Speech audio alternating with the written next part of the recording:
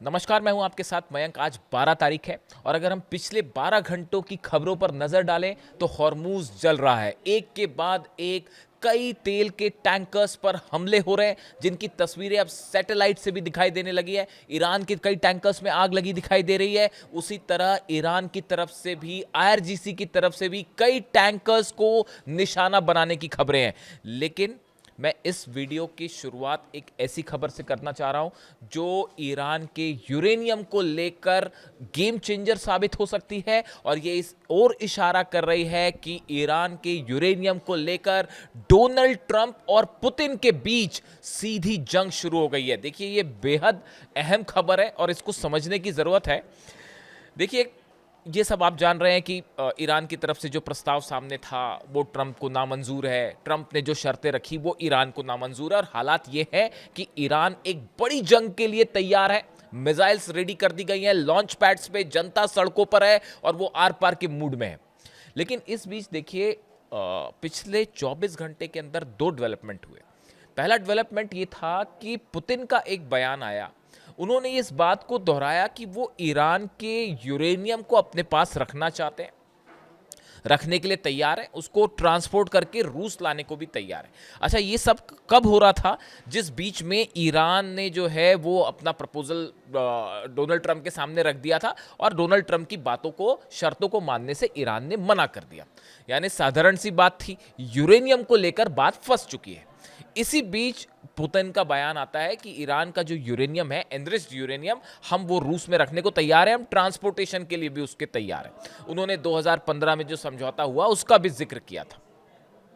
लेकिन जब पुतिन का ये बयान आता है, उसके कुछ ही देर बाद डोनाल्ड ट्रंप का बयान आता है। और डोनाल्ड ट्रंप अपने बयान में क्या कहते हैं? देखिए, डोनाल्ड ट्रंप अपने बयान में कहते हैं कि ईरान का यूरेनियम जहां पर होने का अंदेशा है, असल में ट्रंप ये कहना चाह रहे हैं, जो ऐसा मान के चला जाता है कि जो न्यूक्लियर ठिकाने हैं, सेंटर्स हैं जिस पर अटैक हुए थे 12 दिन की जंग के दौरान, या बाद में भी हमले हुए थे, उसके नीचे मलबे में ईरान का एनरिच्ड यूरेनियम हो सकता है, ये अमेरिका मान के चल रहा है। अब डोनाल्ड ट्रंप क्या कहते हैं? डोनाल्ड ट्रंप कहते हैं कि जिन साइट्स पर न्यूक्लियर एनरिच्ड यूरेनियम है, अगर कोई भी उसके पास भी जाने की कोशिश करेगा तो हम उसको धमाका करके उड़ा देंगे। देखिए, पुतिन का यह कहना कि हम यूरेनियम को अपने पास रखने के लिए तैयार हैं, और उसके फौरन बाद डोनाल्ड ट्रंप का यह कहना कि अगर कोई भी उस एनरिच्ड यूरेनियम के न्यूक्लियर साइट्स के आसपास भी आता है तो हम धमाके से उसे उड़ा देंगे। क्या यह डोनाल्ड ट्रंप की सीधा धमकी थी पुतिन को? देखिए, ऊपर से देखने में भले ये लगे कि ये जंग अमेरिका और ईरान की है, लेकिन अब ये बड़ी जंग शुरू हो चुकी है इंटरनेशनल लेवल पर। इसमें कई सारे प्लेयर्स हैं। जिनपिंग बड़े प्लेयर हैं, पुतिन बड़े प्लेयर हैं, डोनाल्ड ट्रंप हैं, और ईरान का अपना पक्ष है। अब देखिए, बयान आता है डोनाल्ड ट्रंप का। अब डोनाल्ड ट्रंप ने देखिए क्या कहा। The president went so far as to boast that space forces surveillance is so good that it could identify someone who look to retrieve the uranium. इन्होंने कहा, डोनाल्ड ट्रंप ये कह रहा है कि हमारे सैटेलाइट्स जो हैं वो ईरान के उन ठिकानों के ऊपर नजरें बनाए हुए हैं जहां पर यूरेनियम हो सकता है, और अगर उसको वहां पर कोई उसके आसपास भी आया, उसे हटाने की कोशिश हुई तो हम उड़ा देंगे। क्या डोनाल्ड ट्रंप को यह डर सता रहा है कि ईरान का यूरेनियम रूस जा सकता है? क्या ईरान ने इस यूरेनियम को कहीं हटा के दूसरी जगह शिफ्ट कर दिया है? ये वो तमाम स्पेकुलेशंस हैं, ये वो थ्योरीज हैं जो अब बहुत ही जिसको लेकर इंटरनेशनल एक्सपर्ट्स नजरें गड़ाए हुए हैं। आईएईए तो है ही, लेकिन बार बार पुतिन का ये कहना कि हम ईरान का यूरेनियम रखने को तैयार है, ये बात डोनाल्ड ट्रंप को कतई मंजूर नहीं है। देखिए, ईरान का यूरेनियम अगर पुतिन के पास जाता है, इसका मतलब ये होगा कि अब सुपर पावर पोजीशन में पुतिन होंगे, ना कि ट्रंप। बात नंबर 2, अब ज्यादा बड़ा प्रभाव रूस का होगा। रूस ये कहेगा, देखिए हमने जो है वो समझौता करवाया, कोई नहीं कर पा रहा था, ट्रंप खुद कुछ नहीं कर पा रहे थे, हमने ऐसे हालात में ये जंग को रुकवाया और समझौता करवाया। पूरे मिडिल ईस्ट में अमेरिका से ज्यादा बड़ा प्रभाव रूस का होगा। ना सिर्फ, चौथी बड़ी बात आप देखें, जितने अरब देश हैं उन सब पे पुतिन का रिलेशनशिप उन सब के साथ बेहतर होगी, ईरान के साथ तो है ही। यानी अगर ईरान का यूरेनियम, ये बात सिर्फ यूरेनियम और न्यूक्लियर बम की नहीं है, अगर ये यूरेनियम रूस पहुंच जाता है या रूस को देने का समझौता होता है, इसका मतलब अमेरिका की सुप्रीमेसी हमेशा के लिए खत्म। और मिडिल ईस्ट में तो वो हाल अमेरिका का जिसकी कोई हद नहीं। देखिए यही वजह है कि डोनाल्ड ट्रंप किसी भी सूरत में यूरेनियम को रूस के हाथों सौंपने के लिए तैयार नहीं होंगे। बात नंबर एक। अब देखिए दूसरी बड़ी चीज है, ईरान की तरफ से बात साफ कर दी गई है कि मैं आपको पहले ही कह रहा था कि किसी तरह की कोई डील नहीं हो सकती, ये सिर्फ टाइम बाइंग एक सिचुएशन है। अपने नफ़े नुकसान के हिसाब से डोनाल्ड ट्रंप कभी सीज फायर कर देते हैं, कभी शेयर मार्केट ऊपर बढ़ाना हो तो बयान दे देते हैं कि अच्छी बातचीत चल रही है, और फिर कभी जो है ज़रूरत पड़ी तो धमकी देने लगते हैं। तो ये सिर्फ जो है अपने फ़ायदे नफ़े नुकसान के मुताबिक वो अपने बयान दे देते हैं। मैंने आपको पहले से ही कहा था कोई डील नहीं होगी। आपको ईरान की जनता का मूड समझना होगा। ईरान की जनता, आप सड़कें देखिए वहाँ की, रात को क्या हाल होता है। बीती रात लाखों लोग, हर रात की ये कहानी है, लाखों लोग सड़कों पे आते हैं, और ऐसा गुस्सा मैंने, आप देखें बड़ी बड़ी रेवोल्यूशंस जो होती हैं उस समय ये सिचुएशन होती है। अगर आप दुनिया की बड़ी बड़ी रेवोल्यूशंस की बात करें, रशिया की, फ्रांस की, तब आपको ऐसे नज़ारे देखने को मिलते हैं जैसे ईरान में जो लोगों का गुस्सा है, और सबके सब अपनी सेना के साथ ऐसी मजबूती से खड़े हैं जैसे पहले कभी ना हो। यानी देखिए जो खबरें थी प्रदर्शन सरकार के खिलाफ, वो सब खत्म हो चुके हैं। अब आप देखिए वहां की जो ग्राउंड रियलिटी है, ईरान का बच्चा बच्चा एकजुट हो रखा है और अपनी सेना के साथ खड़ा हुआ है।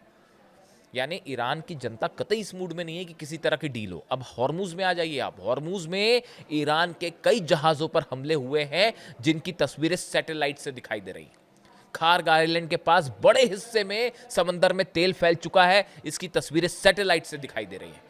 अमेरिका के कई जहाजों पर हमले हो रहे हैं, अब इसका अनाउंसमेंट भी नहीं हो रहा। देखिए पहले तो अनाउंसमेंट हो रहे थे, लेकिन अब हालात ये हैं कि आरजीसी की तरफ से जो हमले हो रहे हैं, कहीं कोई क्लेम नहीं है, बस हमले चल रहे हैं। और अमेरिका के जहाजों को भी लगातार नुकसान हो रहे हैं। कई ड्रोन्स ईरान में घुसने की कोशिश की है, कई ड्रोन्स ने बीती रात उनको सीधा ईरान ने अपने डिफेंस सिस्टम से तबाह कर दिया है। ये हाल पूरे उन द्वीपों का भी है जिनके आसपास जो है जंगी जहाज खड़े हुए हैं। यानी आप देखिए पूरे मिडिल ईस्ट में ईरान के आसपास वो हालात हैं जो सिर्फ इस ओर इशारा कर रहे हैं कि यहाँ से बड़ी जंग के अलावा और कोई रास्ता नहीं है। अब देखिए इसके अलावा दो तीन अहम बड़ी खबरें हैं। एक तो ईरान और रूस के विदेश मंत्री भारत आ रहे हैं। ब्रिक्स समिट में विदेश मंत्रियों की बैठक होनी है। इसमें हिस्सा लेने के लिए नई दिल्ली आ रहे हैं अब्बास अराक्ची साहब और रूस के विदेश मंत्री लावरोव। देखिए अब्बास अराक्ची साहब को पहले भी भारत आना था, लेकिन जंग की वजह से वो नहीं आ पाए। वो बायलैटरल मीट थी, बायलैटरल दौरा होना था वो दोनों देशों के बीच में, लेकिन अब ये ब्रिक्स की समिट के लिए आ रहे हैं। लेकिन अब्बास अराक्ची का भारत आना स्पेकुलेशन है इस बात के लिए कि भारत में रूस और ईरान के दोनों के विदेश मंत्री के होने के बाद भारत की ऑयल पॉलिसी, कैसे ऑयल इंपोर्ट किया जाए, कौन सा एक ऐसा रास्ता बनाया जाए जहां पर बिना किसी विवाद के जो है वो ऑयल सप्लाई भारत के लिए जारी रहे, ईरान से इस बारे में बड़ी चर्चा हो सकती है। रूस के विदेश मंत्री भी यहां मौजूद रहेंगे, लावरोव। यानी एक बड़ा स्टैंड तैयार हो सकता है क्लैरिटी के साथ कि आने वाले दिनों में कैसे ईरान का तेल भारत पहुंचे और कैसे रूस का तेल भारत पहुंचे। देखिए ईरान को इस समय सबसे ज़्यादा ज़रूरत है, अपना ऑयल रिजर्व उसके फुल हो रहे हैं। मैंने आपको पहले बताए थे ज़्यादा से ज़्यादा ऑयल जो है ईरान एक्सपोर्ट करना चाह रहा है और सबसे बड़े बायर्स में से एक जो है वो भारत है इस समय। तो अब ये सप्लाई ब्लॉकेड की वजह से उतनी फ्री फ्लो नहीं हो पा रही जैसे पहले थी। तो इसके लिए क्या सॉल्यूशंस हो सकते हैं, क्या रास्ते हो सकते हैं, इस पर एक विस्तार से चर्चा बन सकती है इस यात्रा के दौरान। अब्बास अराक्ची साहब की भारत यात्रा बेहद अहम होगी कई लिहाज से, और ये यात्रा ऐसे समय में हो रही है जब डोनाल्ड ट्रंप चीन की यात्रा पे जा रहे हैं। उनकी जिनपिंग से मुलाकात होगी। देखिए ये विजिट ऐसी होगी जो कि शायद ईरान को लेकर और हॉर्मूज को लेकर एक कोई बड़ा फैसला हो सकता है, और फैसला चीन में हो सकता है। देखिए नुकसान तो बड़ा ज़बरदस्त चीन को भी है, क्योंकि ऑयल मार्केट उसका पूरा इम्पैक्ट हो रहा है, उस पर इकॉनमी पर असर पड़ रहा है। देखिए रूस का ऑयल भी जो है, रूस के ऑयल की डिमांड है, लेकिन जो चेन है सप्लाई वाली वो प्रभावित हो रही है। जिस तरह से, जिस रूट से सप्लाई होनी चाहिए वो प्रभावित है। तो ये एक ऐसा क्राइसिस है जिसका पूरी दुनिया पर, अर्थव्यवस्था पर असर पड़ रहा है, और इसके लिए जिम्मेदार है एक राष्ट्रपति की जिद जो अपने जहाज लेके खड़े हुए हैं। ऐसा कई एक्सपर्ट्स की राय है। अब सवाल ये है कि चीन यात्रा डोनाल्ड ट्रंप की, अब्बास अराक्ची और लावरोव की भारत यात्रा, क्या इस बीच किसी एक ऐसा कोई फ्रेमवर्क तैयार हो सकता है जिसको लेकर हॉर्मूज खोलने पर चर्चा हो, या जिसमें हॉर्मूज से कैसे ऑयल सप्लाई जारी रहे इसको लेकर चर्चा हो, इसको लेकर फ्रेमवर्क, इस पर नज़र बनाए रखने की ज़रूरत है। अगले 1-2 दिनों में चीज़ें साफ होंगी। लेकिन देखिए, इसी दौरान खबरें ये हैं कि ईरान ने एक बार फिर बड़ी जंग की तैयारी कर ली है। मुस्तबा खामेनेई ने आदेश दिए हैं अपनी सेना को, मिसाइल्स को लॉन्च पैड्स पे रेडी रखा जाए, ड्रोन्स को तैयार रखा जाए, anti ship missile Abu Mahdi तैयार कर दी गई हैं।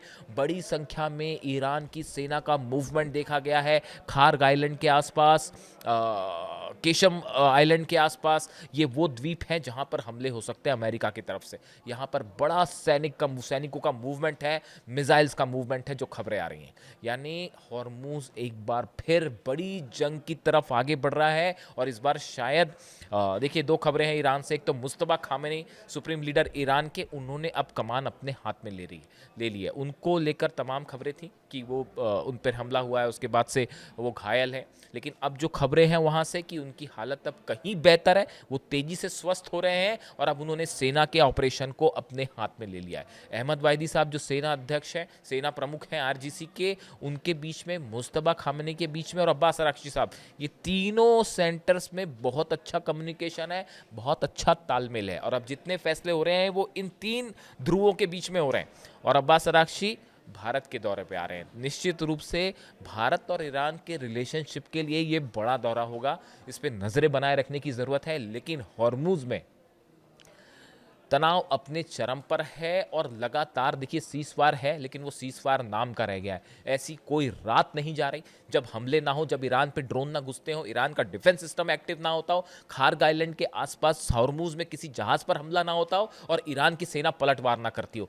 कई अमेरिका के जहाज़ों पर फायरिंग की खबरें हैं और ये अब ये हालात आ गए कि कोई इसे क्लेम भी नहीं कर रहा। ऐसे में जो यूएई पर हमले हुए, कतर पर हमले हुए, कुवैत पर हमले हुए, ड्रोन स्ट्राइक जो हो रही है लगातार, ये कहाँ से हो रही हैं, ये भी अपने आप में एक सवाल है। कहा तो ये भी जा रहा है कि इजराइल ने जो अपना सीक्रेट एक बेस बना रखा है इराक में, वहाँ से टेक ऑफ होके ये हमले हो रहे हैं।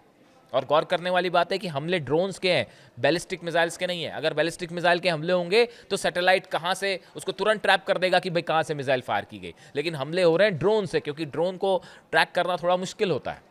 तो अब इस लिहाज से हॉर्मूज जल रहा है, भयंकर जंग की तरफ मामला आगे बढ़ गया है। और डिप्लोमेसी के हिसाब से 2 अहम दौरे, डोनाल्ड ट्रंप का चीन दौरा, हमारी नजरें रहेंगी इसमें क्या होने वाला है, और दूसरा अब्बास अराक्ची और लावरोव जो रूस के विदेश मंत्री हैं, उनका भारत दौरा। जो भी अपडेट होगा इन सभी खबरों से जुड़ा मैं आप तक पहुंचाऊंगा। कमेंट करके बताइए वीडियो कैसा लगा। Thank you so much.